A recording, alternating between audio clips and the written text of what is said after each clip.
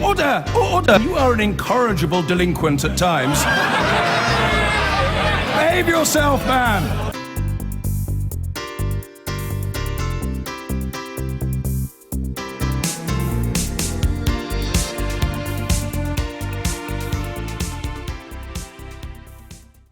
So in a few minutes, Nigel Farage will get to his feet to make his final speech as party leader. But first, let's take a look at the highs and lows of the past 10 years. What people are saying is get Britain out.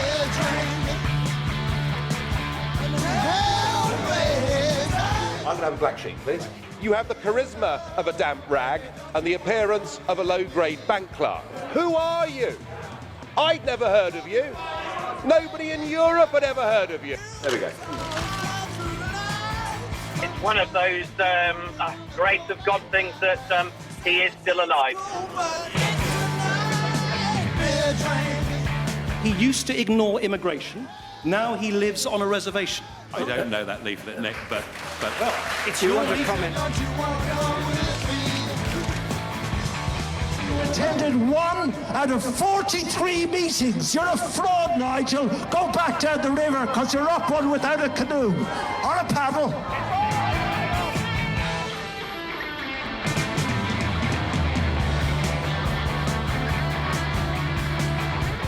Good morning, everybody. The sun has risen on an independent, united kingdom. And just look at it, even the weather's improved. I know that virtually none of you have ever done a proper job in your lives. You, as a political project, are in denial. Mr. Nigel Farage.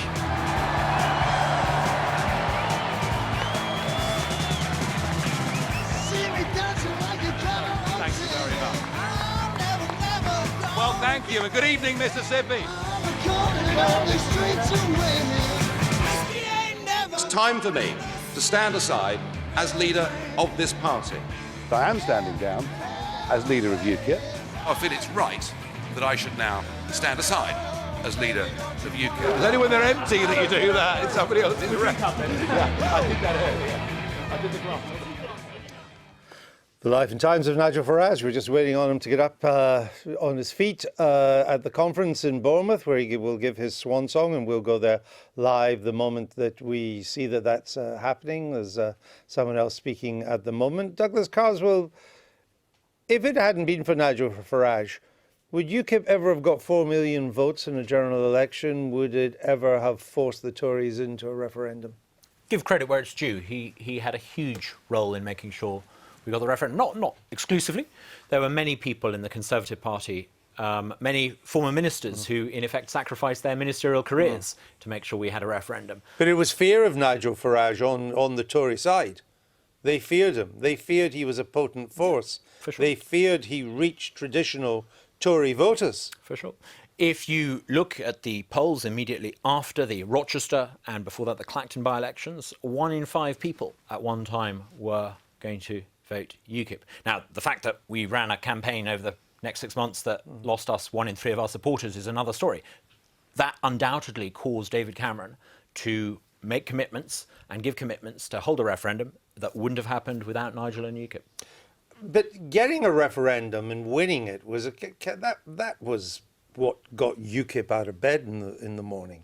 That's now happened. And you talked earlier of a party that is free market and libertarian.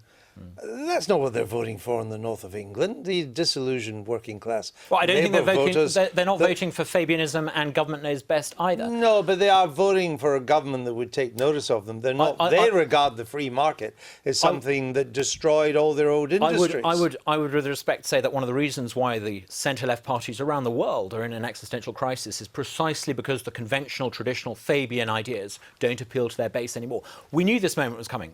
in Parliament, my team knew this moment would come when we've left or voted to leave the European Union, when the establishment has accepted our views on Europe and immigration. And so we spent the past 6 months busily working on a whole series of policy papers on a whole range of things besides European immigration, opening up the family courts, the energy market, taking on the banking cartel, ending quantitative easing. There's a whole range of things that a new party like UKIP needs to do to ensure that we're no longer governed by this groupthink, this soggy middle way in Westminster that is running this country into the ground. But your lowest hanging fruit is in the north of England.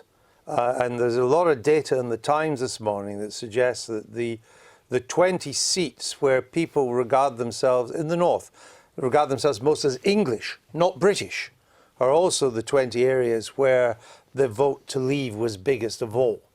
And that's a politics of identity. And they're looking for someone to represent that identity. They don't think it's Labour anymore. They don't really give the Tories a look in. They're not going to give your kind of UKIP a look in either. Well, with respect, I think they could. We had a leader on the centre-right a generation ago, Margaret Thatcher, who understood that people who traditionally voted Labour, if you gave them a retail proposition allowing them to buy their council house, that would create a huge reservoir of support in the ballot box. We could do that, giving people the ability to self-commission public services, getting rid of a national curriculum, allowing people to have the same choice over their child's education that they have when deciding what it is their child watches on television in the evening, giving people the ability to control their share of local education authority budgets. She lost almost every major northern city. She also was never defeated by the British people. No, but it was under her that the Conservatives increasingly became a party of the South. I think that trend began under her. Yes, and I'm not drawing an exact analogy. No, but because I think it doesn't work, if you're looking for a fresh approach to build a free market coalition from a traditional Labour base, she shows you some ways, ideas as to how you can do that. Who do you speak for in UKIP on this? Because almost nobody else of the names that are left takes this line. I mean, you're a one-man band on this. Well, perhaps if we were talking about these a little bit more, we would be on 20% in the polls rather than 10% in the polls. I talk a great deal about these things in Clacton, and this approach manages to secure support, obviously from centre-right voters, but also from former Labour voters in Essex. And I'm sure it could work across the country. Must be a pretty good chance you're going to fight the 2020 election as an independent. I'm planning on fighting as the UKIP candidate whenever the election may be. I mean, who says it's going to be in 2020? We just don't know. Theresa May's whatever the next election, a very slender majority. Never mind the date. Whenever it comes, there must be, given it seems that the UKIP is, you and UKIP are now like two ships passing in the night. You'd be better off as an independent. I mean, the outgoing leader of UKIP, rather like the outgoing leader of the Conservative Party, perhaps was a little bit critical of me, but, you know, it's not the former leader of UKIP that really counts. It's the new leader. We're going to hear who that new leader is, and I look forward to working with them. And if it is Diane James, who's currently the favourite, we don't know, will you get on better with her than Nigel Farage? I would give her 100% support. She nearly won a by-election. She understands, she has that rare quality in politics, the ability to see herself how others see her. Not many party leaders have that quality. But would she describe herself as a free market and libertarian? I've never heard her do that. I think she would understand that we need to give the voters a compelling retail proposition. Simply complaining about the state of the country is not sufficient to get you beyond the base. You need something more. All right. Well, look, let's go over to Bournemouth now. Mr. Farage is about to take the stage. He is being introduced by Steve Crowther. He is also the outgoing party chairman of UKIP, and he's inviting Nigel Farage to come up. Though I think actually they're showing a video first, as you can see on the screen there, a rather younger looking Nigel Farage. Then before, we tend not to show videos of party conferences. So we're not going to show this either. We don't do it for Labour or the Tories or the Lib Dems. Are you convinced that there will be a Brexit as the people voted for it? I think there will. There will be some attempt at trying to frustrate and subvert the referendum. The judiciary may try, the House of Lords may try. But we could even see Sir Humphrey in Whitehall trying.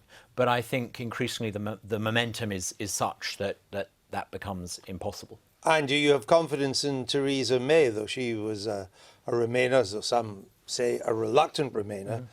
Do you have confidence in her to deliver? I spent 20 years trying to get people to change their mind on this. The fact she's only just changed her mind, so what? It's fantastic that we, for the first time in my life, have a government committed to free trade and getting us out of the EU. I hope that we make sure that we get the trade aspect of Brexit right. That means we're outside the single market and free to conduct trade agreements with the whole world.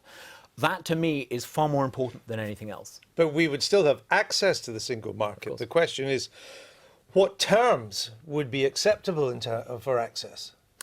I think a deal can and will be done, and I'm very encouraged by some of the noises that are coming out, not so much from the bureaucrats in Brussels, but the governments in charge of the member states. The Italians, Angela Merkel, they're making some really quite encouraging sounds, and I'm confident that Theresa May will deliver. But we won't have access. We will have access, but we won't have access on the same terms and conditions as now. That cannot happen, can it?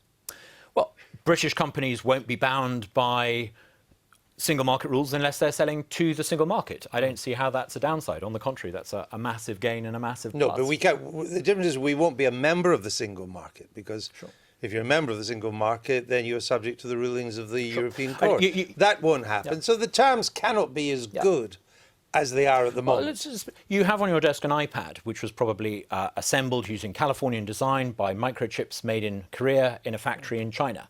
None of those countries is part of the single market. We don't have a free trade agreement yet with any of those countries. It's perfectly possible to buy and sell stuff from countries without having trade deals. You've got to make sure you get the right kind of trade deal. If it's a trade deal like TTIP, which restricts, like the single market, who can sell what and under what circumstances, it's not worth doing. If it genuinely liberalises trade, and I think Liam Fox is very keen to deliver on that, then I think we'll see some spectacular gains in our ability to trade globally. All right, let's go over to Bournemouth. Now, there's Nigel Farage strutting to the stage to the applause of the party faithful, always popular with the rank and file of UKIP, coming to give his final speech, at least for now anyway. He's been in and out of leadership of UKIP, so we can't take everything for granted. But as for now, a new leader is being elected and will be announced this afternoon. Mr. Farage gets to the podium in Bournemouth at the UKIP conference to make his closing remarks to the UKIP faithful and to the wider public. He seems to be struggling a bit to get through, such as the crush of the media to get these pictures of him. He may have a party with only one MP, but he is a household name up there with those party leaders that have many more MPs, and he has been a major influence on British politics in modern times. Let us hear from Nigel Farage as he makes his swan song to the UKIP conference. Wow. Thank you, thank you, thank you, thank you. Well, ladies and gentlemen, thank you for that fantastic welcome. We did it. We got our country back. And we would not have done it without you, the People's Army of UKIP, and I'm very, very proud of every single one of you. Thank you.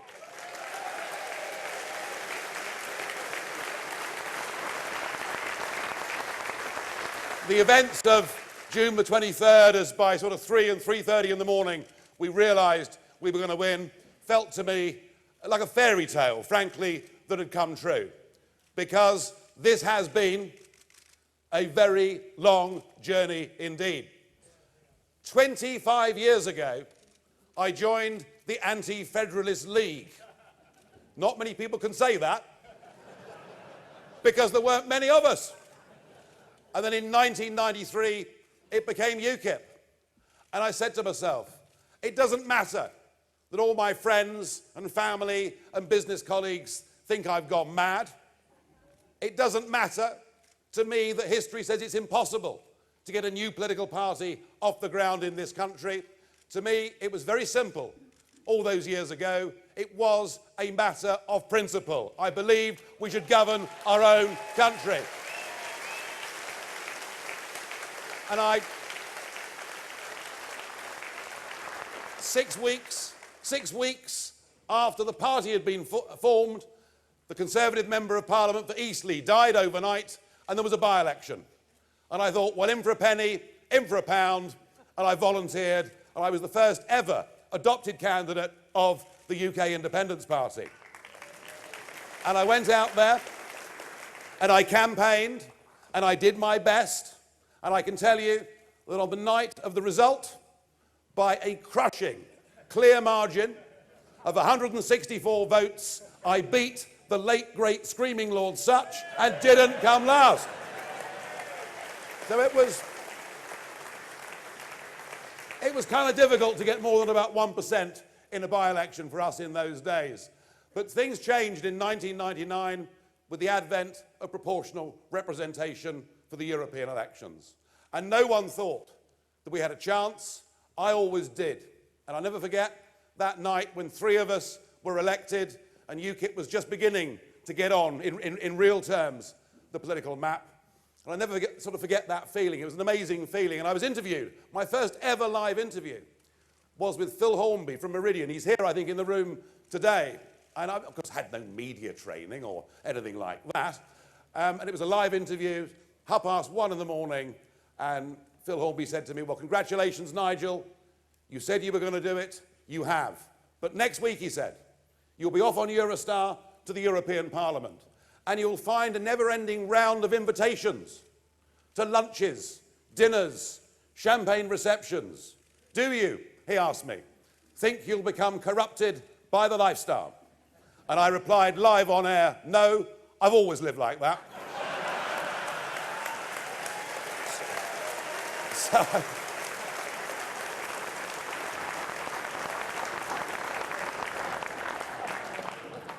Well, at least it was true. We went on for year after year. Being part of UKIP, it's been like a Big Dipper ride.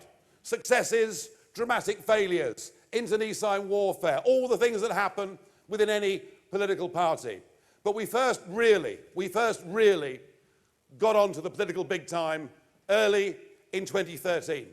Early in 2013, when suddenly the British public realised that what we had to say about the taboo subject, the subject that you were not supposed to discuss in polite company, the subject that New Labour made even raising it as if somehow you were committing a criminal offence. Yes, we weren't frightened to talk honestly and openly about the need for sensible immigration into this country.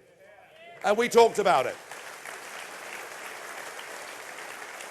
And we talked about it, and it was rapidly becoming the #1 issue in British politics, and nobody else would even touch the subject. They couldn't touch the subject because they were all committed to membership of European Union, which meant the free movement of up to 500 million people. So the Eastleigh by-election, suddenly we got a big score. We then went into the county elections of that year. And I remember I was due in Millbank, #4 Millbank, where all the broadcasters are. I was due in there at about 9 o'clock to do some interviews about UKIP overnight getting 23% of the national vote. And as I got about 100 yards away from the entrance, I saw a big throng of cameramen and photographers. And I thought, crikey, something really big must have happened. And I really was quite oblivious to just what we'd done. We've gone on from there, guys. We won the European elections in 2014.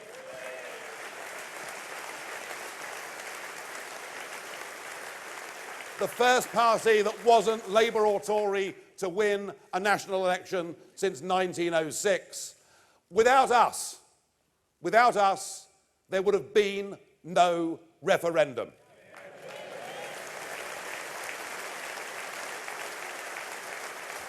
Without you and the People's Army, there would have been no ground campaign.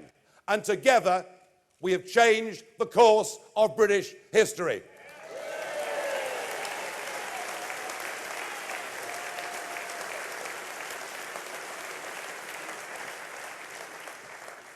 And we've brought down a Prime Minister.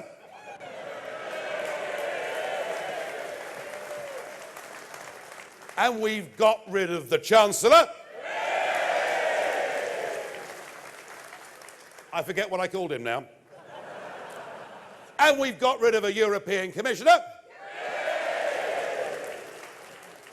I said 4 years ago, I predicted that UKIP would cause an earthquake in British politics. Well, we have. We have.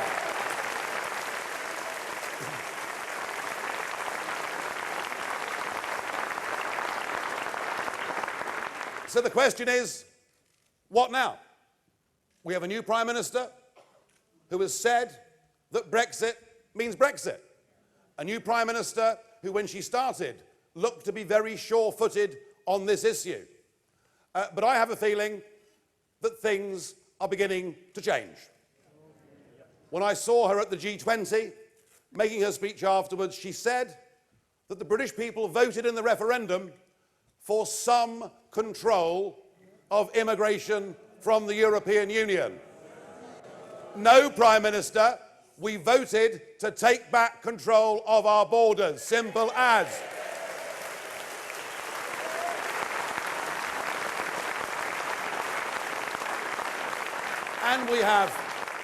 And we have cabinet ministers like the Home Secretary still fighting the referendum, suggesting last weekend that it might cost us 50 quid to get a visa to go on a booze cruise to Calais. Half this cabinet did not only fail to support the winning side in the referendum, but it seems to me they want to do their utmost to keep us part of the single market. There is going to be a great political battle ahead. And my concern would be this: with Labour in the mess that it's in, and boy, it is in a mess, isn't it? A leadership election going on, and yet there's no conversation with the half of Labour voters or more in the Midlands or North that voted for Brexit. But with Labour in trouble, and with the Conservatives perhaps heading towards 2020 in a very comfortable and a very easy position, the temptation on the Prime Minister will be to go for a soft Brexit as opposed to a hard Brexit. We can be very proud of the fact that we won the war, but we now must win the peace. And the only mechanism to put pressure on the government to keep the debate live and to make sure that those 17.4 million people get what they voted for is for UKIP to be healthy and for UKIP to be strong.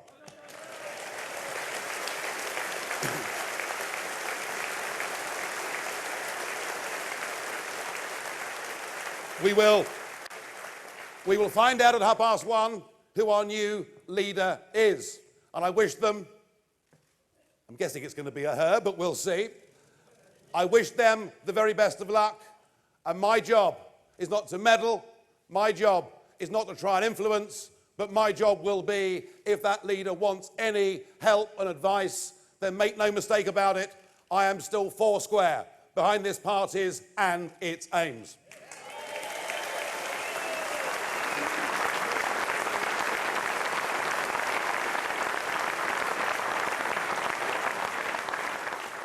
Steve Crowther has stood beside me for 6 years as chairman of the party, and if you think being leader of UKIP is difficult, you want to try being chairman of UKIP.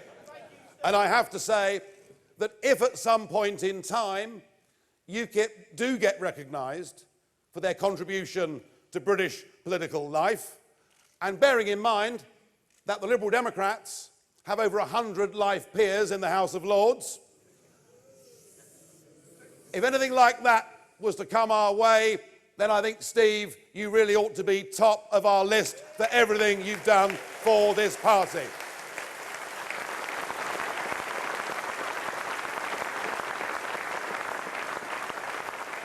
Steve talked about reform, he talked about change. Remember this, UKIP was a grassroots political party.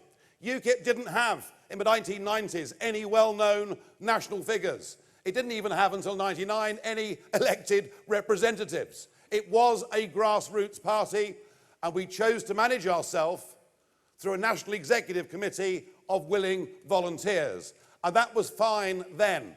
But we've moved on, haven't we? We're now the third biggest political party in this country. We have to change our management structures, and we have to guard, because one of the problems of success is that it brings people into the party who perhaps don't do it for altruistic aims for the country or its people, but perhaps are more motivated by their own professional careers in politics.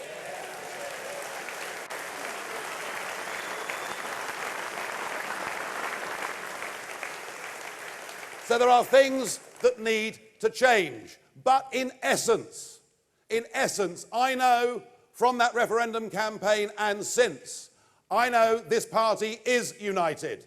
I know this party is strong. You've only got to look at the by-elections week after week in Kent to see that since the referendum, UKIP is winning. And there are millions of people out there who now identify as UKIP voters. They believe in us. They trust us. They think we're speaking up for them. And the fact that we've changed the centre of gravity of British politics, the fact that many of the things that we've campaigned on, whether it's grammar schools or foreign aid or whatever it may be, the fact the others are talking about it doesn't mean they're going to deliver it. And it's us that has to keep pushing all of those agendas. Not only are there millions of people out there who feel loyal to us, but I don't think that the harvest of votes that we could potentially get from the Labour Party has really even started yet.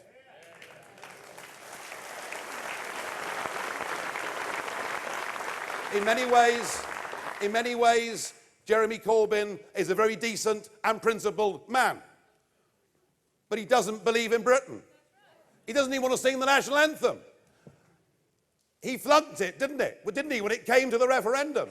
And I think we've got fantastic potential in Wales and the Midlands and the North and elsewhere in picking up Labour votes. And believe me, if Brexit doesn't mean Brexit, then I think there'll be a very large number of Conservatives who will say there's only one party that we can support. And I think, we'll judge whether Brexit means Brexit, for me, on three very simple measures. By the time the next general election comes along, will we have back our territorial fishing waters around the coast of the United Kingdom?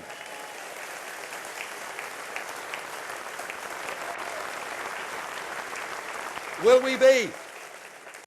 we be outside the single market so that the 90% of our businesses that don't trade with Europe don't get regulated by Europe? And above all, the acid test of Brexit.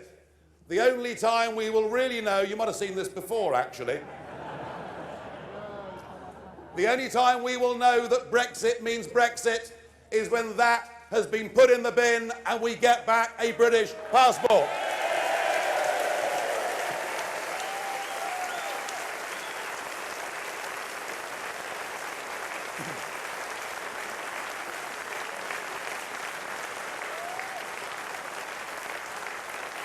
And I have a feeling they're not going to deliver all of that. And I'm certain they won't deliver it unless UKIP is strong and fighting hard in every single constituency in this country. As I say, we've won the war, we must now win the peace. For my part, today closes the chapter on what has been a pretty extraordinary few years. I honestly, looking back, could never really have dreamt that we would achieve what we have. I have put absolutely all of me into this.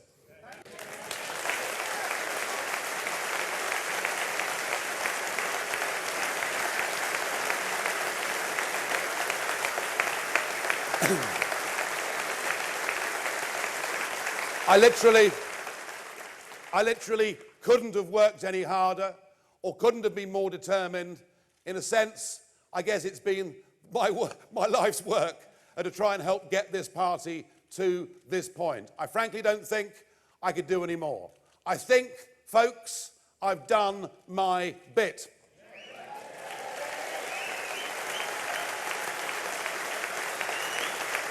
And but I'm not giving up on politics completely. As I say, I will support the new leader. I'm going to continue to lead a group in the European Parliament, sitting next to Mr. Juncker, and making my constructive contributions.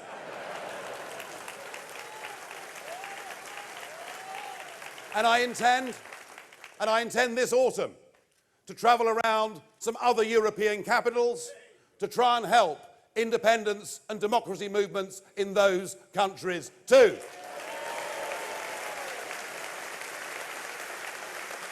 And who knows, I may even go back to the United States of America at some point between now. So I'm going to be engaged in political life without leading a political party, and it's going to leave me freer. It's going to leave me less constrained.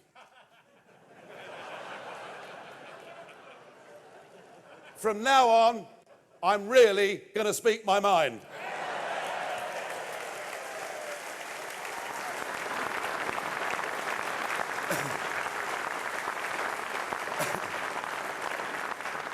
I said, as I toured the country on that wonderful open-top bus and met thousands of you out there, I said, I want my country back.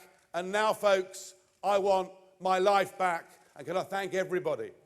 The massive contribution that so many thousands of you have made to helping me do this job, to helping us change the course of British history. Thank you.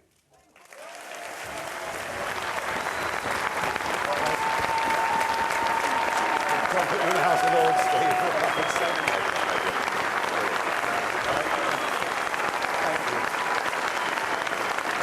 Well, we think the speech has come to an end. It was interesting. It didn't end in a massive peroration. It ended in a very distinctive way, on quite a low key.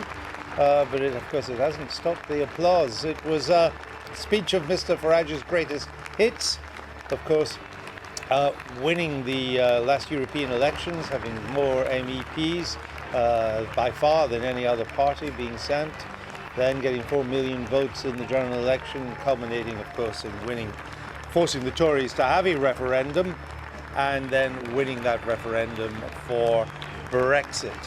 He said the UKIP still had a future, and that future, I think we can summarise as keeping the government's feet to the fire to make sure it gets a full-hearted or a hard Brexit deal in the coming negotiations. We've won the war, as said Mr. Farage. We must now win the peace. And it was interesting that he pointed the party in the direction of what he called the harvest of votes from the Labour Party that was in its grasp, I think referring to the number of seats in the north of England where the current Labour leadership is not that popular, and where UKIP is second in a number of these constituencies. That would seem to be Mr. Farage's target. Of course, if he was still leader, it's his advice for the future leader. He says he's still going to be around. He said, to much laughter, that he was for once going to speak his mind in the future, whereas I think most UKIP party members will think that what they liked about Mr. Farage was that he did speak his mind, often in a way that was outside the Westminster consensus or the Westminster bubble, as it's often called. So that was Nigel Farage giving his final speech as leader to the UKIP conference in Bournemouth. Quite a short speech. Other party leaders could take note of that. Douglas Carswell, your thoughts? Credit where it's due. He stood for many years outside the mainstream, and he pushed to make sure we got a referendum. And, credit where it's due. How big a need do you think is there for UKIP to... These weren't his words, these are my words, but I think it sums up what he was saying, to keep the government's feet to the fire when it comes to the Brexit negotiations? Of course that's important. And of course we need to make sure, particularly in seats where Labour MPs haven't yet reconciled themselves to the referendum outcome, we need to be the force that is prepared to do that. But, you know, there's a post-Brexit agenda for us too, and I hope our new leader will see us developing a post-Brexit agenda on issues other than just European immigration as well. All right, let's get further reaction now from the UKIP MEP, Tim Aker. He joins us now live from Bournemouth. Mr Aker, welcome to the programme. Now that your side Thank you, Andrew. Hello. Now that your side has won the referendum, what's the point of UKIP? Well, to keep the government's feet to the fire and make sure that Brexit means Brexit. It was only a few weeks ago that Theresa May said this result was meant that we should have only some control over immigration, when actually it was a vote to have the government at Westminster decide what the immigration policy should be. So I think if we're in a position now where we can shape our future post-referendum and make sure that we get the Brexit deal that people wanted, I think gives UKIP a very strong arm. Well, how much fear do you have that the government won't deliver on what's being called a hard Brexit? I'm worried that the shambles of the Labour Party is going to allow them to go soft on it, but I think that there are some genuine Eurosceptics that have been promoted that have got to deliver now, and it's on their careers whether they do it or not, and their reputation, and they'll be judged by it. But other than that, is that really the sole purpose of UKIP now, was to try to keep the government honest when it comes to the Brexit negotiations? That's it? It's still a one-note song? I think at the national level you could say that, but we're seeing since the referendum UKIP wins at local government level, and in my constituency of Thurrock we won the local elections, we topped the poll for the third year running, and we're getting more people that are coming to us from all parties and none that are voting for us because of the help we've given them. And I think if UKIP branches and UKIP council groups take that message out there that we can help you, we can get problems that you've got for housing and do all sorts of casework for people, like the Lib Dems used to do, that Douglas does very well in his constituency, that we can get more MPs, more UKIP MPs elected at the next election. Douglas Carswell wants to turn you into a free market libertarian party, his words. How do you think that will resonate in Labour constituencies in the north of England? I think when Douglas talks about direct democracy and giving people more choice over their lives, I don't think anyone could disagree with that. I think that we've got to make sure that the Conservatives don't go down the routes they did where they tried to cut tax credits, where we're going to get a lot of people complaining over this pay-to-stay policy, which is basically a poor tax. It's a levy on council tenants when you think they were the people that you would want to tax the least. It's consistent with our policies to take the poorest out of income tax altogether, and I look forward to discussing the way forward with Douglas and many other colleagues. Doesn't sound that you're exactly singing on the same song sheet, and it didn't sound as if Mr Farage cares whether Mr Carswell stays in the party or not. What's your view? Well, Douglas is a Essex MP. I went up to campaign for him, and he very kindly came down and campaigned for me when I won my council seat in Averley. You know, of course, it would be foolish to say there haven't been disagreements, but you don't win the next war by fighting the last one. And we're going to get a new leader today. I want to see the party come together, re-energised for the fight that's coming ahead. Our viewers will have noticed, and I'm sure Mr Carswell will have noticed as well, that you didn't answer my question by saying, of course we regard Mr Carswell as an integral part of the future of UKIP and want him to stay. Why didn't you say that? I didn't say that because it's a given. You know, he is a UKIP MP, and I look forward to sitting next to him in the House of Commons after the next election. Well said, Tim. Are you in danger of blowing a historic opportunity here?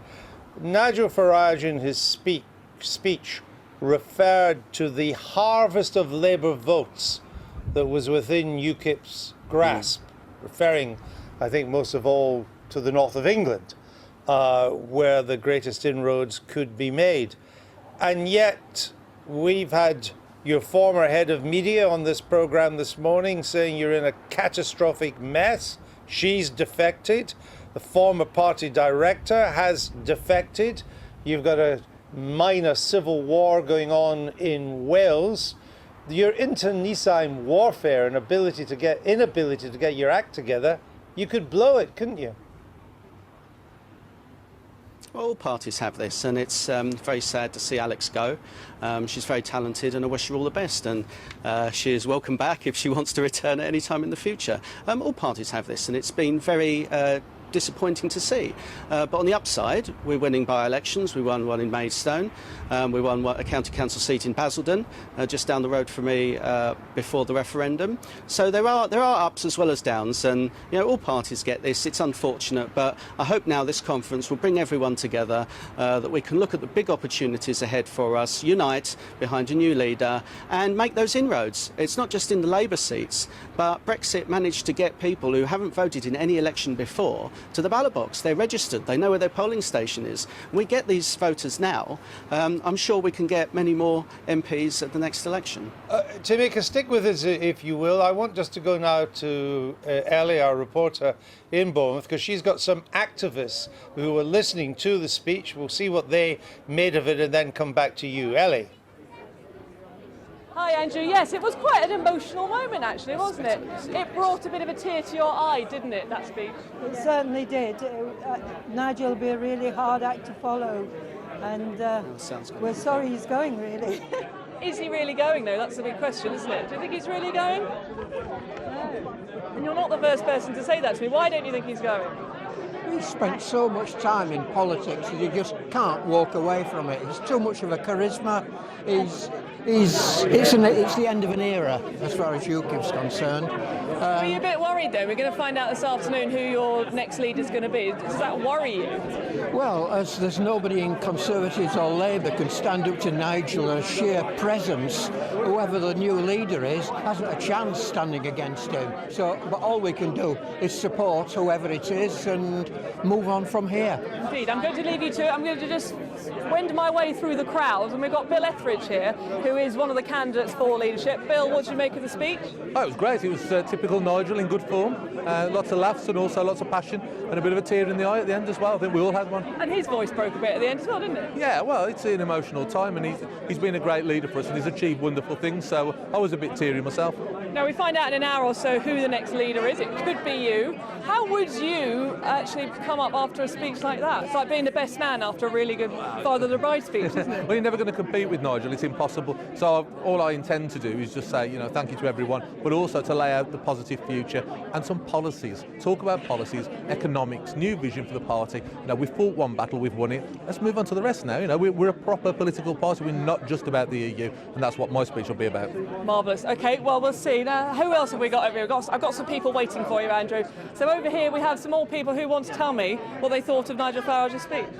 Well, Nigel Farage's speech was fantastic, but in my opinion, I don't think he should be leaving yet. I think he should be still on stage, and he should be there forcing the issue. We're only halfway there. And the thing is, you see, lots of people have been telling me that over the course of the conference, even just in this morning. So, is he going?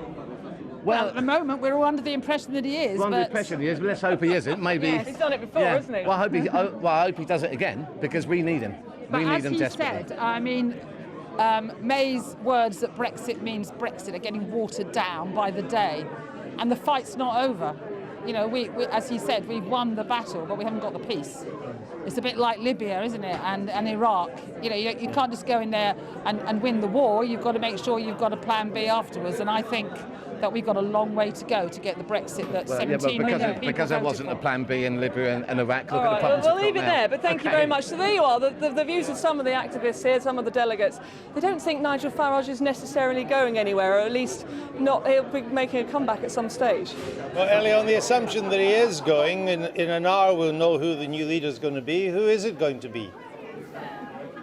Well, I think the smart money would be on Diane James. She's the best known name here within UKIP, the best known person who would be ready to take on. It's interesting, even speaking to, you heard from Bill Etheridge just then, I think essentially that's what even some of the candidates here think. There is a suggestion that Lisa Duffy, who is another one of the candidates, she might make it a bit tough for Diane James. She is, don't forget, the candidate that the likes of Suzanne Evans was backing, essentially on a slightly different camp to Nigel Farage, on the more sort of, as I say, the camp essentially that's not the Farage loyalist. So a suggestion that she may have done well enough.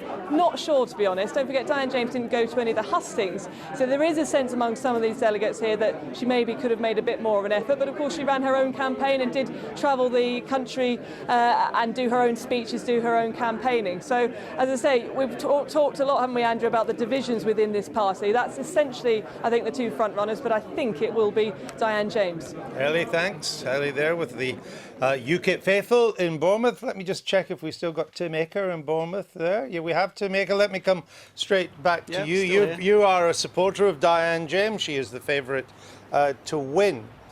But if some of the lowest potential hanging fruit for you are among working class disillusioned Labour voters in the north, is Diane James not a little bit too home counties, a bit too southern to appeal to the north? Well, look, we got an ex-city trader who is popular in the north as he is in the south, that's just left as the leader. I think when people see Diane James, they get to know her and see her agenda. Anywhere is open to UKIP now. But we couldn't see her because of course she wins. We've got a great team of candidates. Right, but we didn't get a chance to see her because my understanding is that she wasn't doing hustings or television appearances during this leadership campaign. Why was that? Well, she came to Thurrock and spoke to about 80 members, which was more than some of the hustings were getting. She didn't do debates, though, did she? Hustings weren't that well advertised. I don't believe so, but that's her decision. I personally think if I'd have been in her position, I'd have gone to some of them. But you know, that's the voting is closed. The people have made up their minds, and if they didn't want to vote for her because she didn't turn up, they wouldn't have voted for her. And we'll know how that went with the result in about an hour's or so time. I understand that, but part of the point of a leadership, or one of the benefits of a leadership campaign, is that those who are not widely known in the country become more widely known because there's lots of debates, TV cameras are there, the radio's there, you get big audiences. I mean, most people in Britain hadn't heard of Owen Smith until the Labour leadership contest. A lot more people know him now. The same could have been said of Diane James. She's not nearly as well known as Nigel Farage, but she chose for the wider public to remain invisible during the campaign. It seems a strange strategy for someone who wants to put UKIP further on the map. Well, she was meeting members, holding events where members were free to go to, and she was talking to the electorate, which were UKIP members. And if she does win, you'll be seeing a lot more of her. And when the public know her, when they get to see her platform and her priorities, I think they'll see that UKIP will go from a 13% party to even a 23, or dare I say 33% party, especially if Theresa May doesn't give us the Brexit 17.4 million people voted for. All right, Tim Aker in Bournemouth, thank you for joining us. Douglas Carswell, we learned that UKIP's largest donor, Aaron Banks, is setting up a new campaign group. He's describing as, quote, a right-wing momentum, referring to the grassroots movement of the Labour left. Is that a good thing? I'm not entirely sure that momentum is the model to follow. They have created a situation where some very shrill and certain people in social media timelines assert things, but take the party, in the case of the Labour Party, off in a direction that makes it less appealing to swing voters. But you know, if a private individual member of the party wants to set up an initiative, great. But, you know, ultimately, if you're part of a party, you have to support But it the can party be candidates. great if he's talking about a right-wing momentum. I would suggest encapsulated in that, it's a shorthand, I understand that. But Has the left-wing momentum helped them win more votes? But it certainly, I would suggest, doesn't imply support for the direction that you would like to take UKIP. Well, I'm in favour of the direction of winning over voters. And having won voters in the past 2 parliamentary elections, I stood as a UKIP candidate. I would suggest that actually shrill certainty is not the way forward. If you look at what the Labour momentum movement is doing, it's making the Labour Party less appealing and less able to win seats. If we were to imitate that, we would be emulating all that is bad and about the left. We should be offering something very, very different, and that is offering people the alternative to the shrill certainties that party activists sometimes espouse. Nathan Gill, who was, I think, your leader in Wales, as things change so much there with UKIP, it's quite hard to keep up, but I think is now an independent in the Welsh Assembly and not UKIP. He says there needs to be, quote, a bloodbath in UKIP after this leadership election, that there are people holding senior positions who are, quote, not fit to run a village fete. I'm not sure that it's helpful to talk about a bloodbath. We certainly need reform. We need to change. It would be helpful if we had party strategists who knew how to count. It would be helpful if perhaps we had systems in place. Indeed. If we had... Who's not been able to count? Well, look at our success at the last general election. Our strategy was not entirely successful. Right. It's helpful, I think, also if you have a party where the structures and the discipline and the organisation are bigger than any one person. That allows you to have rigour and consistency. Many occasions during the EU referendum, during the by-elections, during the general election, I was struck by the central importance of data. Politics isn't about just winging it. It isn't just about deciding what appeals to you. It's about looking at hard data and looking at the maths and seeing where it is you need to put your message and your resources. And that's something that many of the big parties are very bad at doing. That's what they're doing in America at the moment. They're very professional at that. I like to think we did a little bit of that in Clacton, and I like to think that actually you can do this, and it's a much more effective way of winning votes than just making noise on Facebook. Do you think if it is Diane James, will you get on better with her than Nigel Farage? Very much so. She came to campaign in the election. The thing I have in common with Diane is both of us have stood in by-elections. I just won, she just lost, but we understand what needs to be done. We shall see how it goes. Douglas Caswell, thanks for being with us. I've been getting away with it all my